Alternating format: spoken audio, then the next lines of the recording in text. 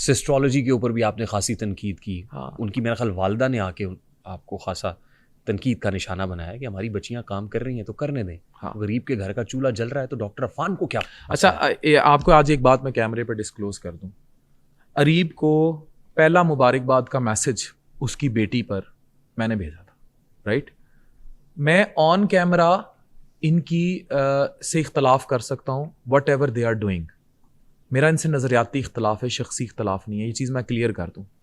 और डेफिनेटली मैं खुद कंडेम करता हूँ, इवन इनकी फैमिली के लोग इस बात को कंडेम करते हैं कि this is not right. But वहीं से उनकी भी एक चीज़ जनरेट होती है, वो ये कहते हैं कि लोग हमें किसी और फॉर्म में एक्सेप्ट नहीं करते और उनके पास कुछ और है नहीं दिखाने को। अब कुछ है नहीं, वो ये दिखा रहे हैं, मैं उसको जस्टिफाई नहीं करता, वो गलत है, मेरा नज़रियाती इख्तलाफ है और मेरी तनकीद उन पर हमेशा रहेगी है। मैं इस चीज़ पर समझता हूँ कि जैसे बैटिंग ऐप का मामला हुआ इकरा कवल को लेकर या डकी को लेकर, इन लोगों को कदरे सिंबल ऑफ सिग्नेचर बनाकर फॉर जेन जी इन लोगों को रिलीफ देना चाहिए और इनको सिंबल बना दिया जाए कि भाई ये हो सकता है, इसको एज ए टेस्ट केस लिया जाए आपके। हाँ, और नेक्स्ट ऐसा ना करें। और पाकिस्तान में जैसे टिकटॉक लाइव और डांस कल्चर पे बैन है, वैसे ही फैमिली व्लॉगिंग के क्रिंज पे, प्राइवेसी ब्रीच पर बैन होना चाहिए। ठीक।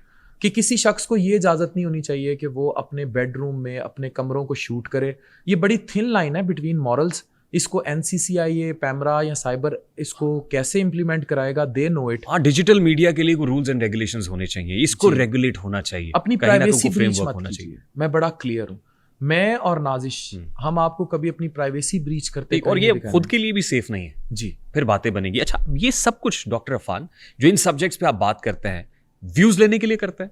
देखिए, अगर मैं सिर्फ व्यूज लेने के लिए करूं तो व्यूज लेने की बात को हम एक्सेप्ट इसलिए करेंगे क्योंकि everyone want publicity and to be showed off. ठीक है, मैं ये चीज सिर्फ व्यूज लेने के लिए नहीं करता।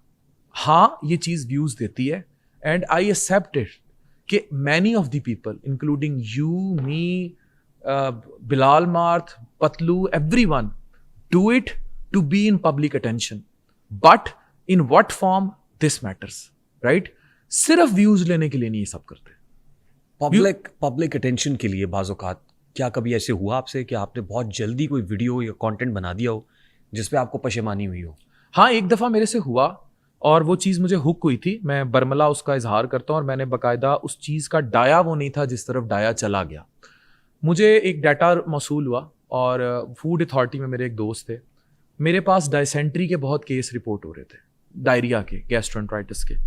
उन्होंने कहा कि आजकल तरबूज बहुत आम है और जो लोकल कुछ वेंडर्स हैं वो स्क्रीन वाले टीके लगा रहे हैं, राइट। व्हेन वी सर्च्ड और हमने वो डाटा निकाला तो वो डाटा सामने आ गया कि जनाब ये टीका इस तरह लगाया जाता है, राइट। हमने एक छोटी सी वीडियो बनाई और हमने उस वीडियो में सिर्फ इतना बताया कि इसमें इस तरह टीका लगाया जा सकता है, और वो वीडियो एक इंडियन कंटेंट की कॉपीड थी और वो बड़े ही मारूफ किस्म के ब्लॉगर्स थे और बड़ा रिसर्च्ड कंटेंट था, ऐसा नहीं था कि चब्बल ही मार दी थी, राइट। अब हुआ ये कि मुझे उस टाइम तक अंदाजा ही नहीं था कि मेरी कही बात का जो इम्पैक्ट है वो इस कदर शदीद है। अब हुआ ये कि वो तो सिर्फ बात की गई थी चंद लोकल वेंडर्स की। मैंने लफ्ज भी लोकल वेंडर बोला, शायद वो लोगों को समझ नहीं आया। लोकल वेंडर का मतलब होता है आम, रेड़ी, बान, चंद, ये अल्फाज थे उस वीडियो में। डाया इतना बड़ा हुआ, लोगों ने ऑल ऑफ दी सडन, क्योंकि डायसेंट्री के केसेस फैले हुए थे, तरबूज की सेल रुक गई, फैसलाबाद के ताजिरों ने 10 अरब का हर्जाना कर दिया। हाँ जी, हर्जाना ही कर दिए। तो वो ये करते रहे, लीगल नोटिस भेजते रहे और किसान मुझसे नाराज हो गए। तो मैंने फिर एक वीडियो भी बनाई, मैंने किसानों से माफ़ी भी मांगी और मैंने 15 दिन पहले ही, जब गंदुम का इनका मसला था, तो मैं खेतों में खड़ा होकर वीडियो बना चुका था। और अब भी जब मैं अंदर जाता हूँ तो किसान, मेरे जैसा जट बंदा किसानों को डिसोन कैसे कर सकता है? मेरे तो दादा परदादा खुद किसान है, मेरी तो खून के अंदर किसान बहता है, तो उसको गलत रंग दे दिया गया।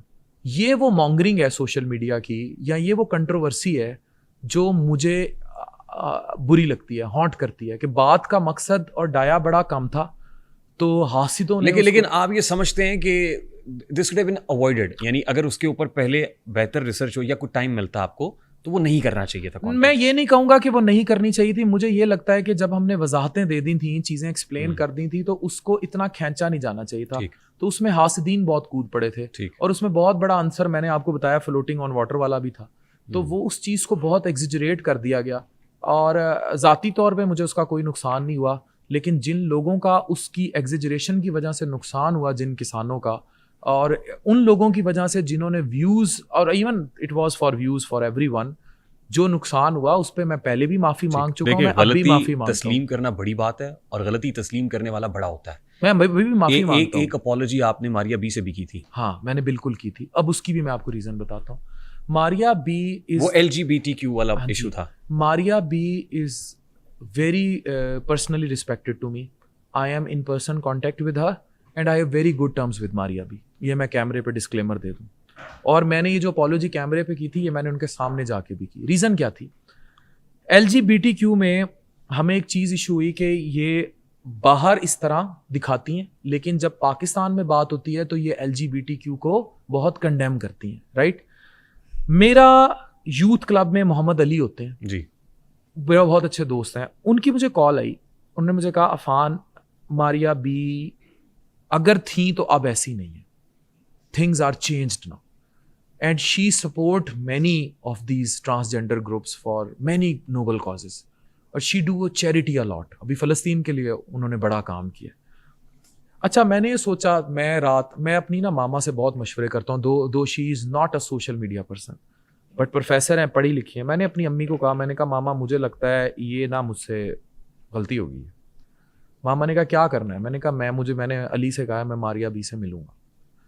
अच्छा, मारिया बी से मुलाकात तो फिर आगे चल के हुई, लेकिन मुझे उस रात नींद नहीं आई जिस दिन अली का मुझे वॉइस मैसेज आया।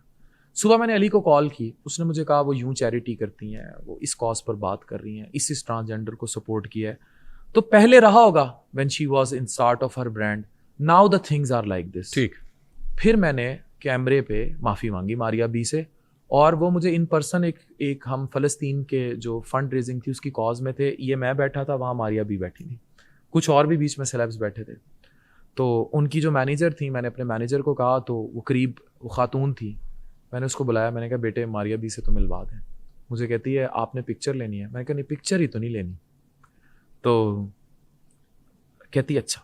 वो मुझे जब सामने लेके गई ना, मैंने लिटरली मारिया बी के सामने जाके यूं किया था, मैं कहा आई एम सॉरी, मुझे पता नहीं था। और उसने मेरे हाथ पकड़े and she accepted like a mother accepting someone.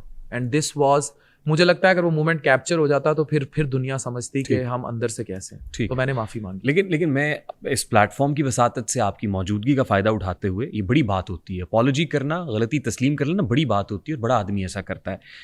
मैं अपने जर्नलिस्ट दोस्तों को भी और जितने लोग कंटेंट क्रिएशन में हैं उनसे 10 बस्ता कहना चाहता हूँ कि पहले ठोक बजा के रिसर्च करके और फिर काउंटर चेक करके, क्योंकि हमारे यहाँ मेन स्ट्रीम मीडिया में तो डिफरेंट फनल्स होते हैं, स्टोरी ऐसे नहीं होती, रिपोर्टर आता है तो फौरन चल जाती है, ऐसे नहीं होता है। एडिटर्स होते हैं, एडिटोरियल बोर्ड होता है, कंट्रोलर होता है, डायरेक्टर होता है, फिर जाके कहीं एयर होती है, सुराही आएगी, खम आएगा, फिर जाम आएगा, इतनी जल्दी नहीं होता।